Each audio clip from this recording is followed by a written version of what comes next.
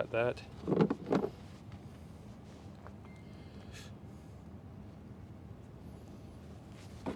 I just did a light score because I know you guys are gonna hate that, seeing the cutters on there, but do a light score and then you just break the rest of it off and you don't actually cut any strands. So this gauge is, see, it should be 2-aught. There should be a number. Oh no, this is 3-aught, sorry. This is 2-aught. I'm replacing it with 3-aught. It's okay to go upsize in cable. Try not to go down, really, unless it was already upsized in the first place. We got our terminal ends. You can see they actually have the size of cable it's rated, it's made for, so 3-aught, and 3/8 is the whole size. Okay, now we get our crimpy boy out. So I really like this tool. I mean, some guys use those little hammer style ones. You know, I guess you can, it's fine, it works, doesn't take a lot of room.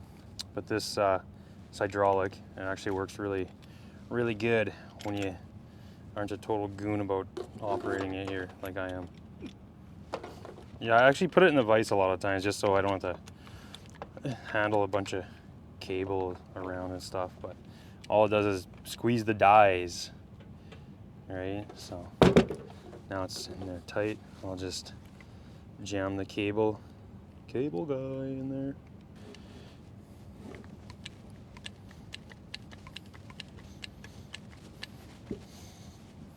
And just give her a squeeze. That's it. That's all there is to it. Now she's crimped, and I like those crimps a lot better than the hammer ones. Other than the fact you can't be like, hammer time. It's hammer time. These are my hammers. Not super important, but kind of important when you're crimping these little lugs onto like cable. Wire, like small wire, maybe not as big of a deal. It is sometimes you're doing like a bundle of them, but you see how I got my ends oriented? I don't have one like sideways because see when I turn it sideways, it puts a little memory in the cable. So just when you are doing that, just plan it out. It's a super easy thing to do, and it just saves you some headache when you're putting everything in there and lining it up. Yeah, crimped. Crimped, daddy. And there's the old one, and there's the new one. Well, I will heat shrink it first real quick. So this is heat shrink tubing. I feel like I'm explaining a lot of really basic stuff to you guys, but whatever, I don't care. When I'm done with it, it's heat shrunk tubing. Look at that. Do you have a certain technique for that? Yeah, I get it hot. I'm being mean to you guys. I'm treating you like apprentices. Get it hot, like. Come on, dude. I'm just kidding. No, I actually do. Kind of just, I try not to go, because I'll show you on this one. This thing's pretty hot, man. And it doesn't take long, and now I've my heat shrink. I mean, I've wrecked my heat shrink.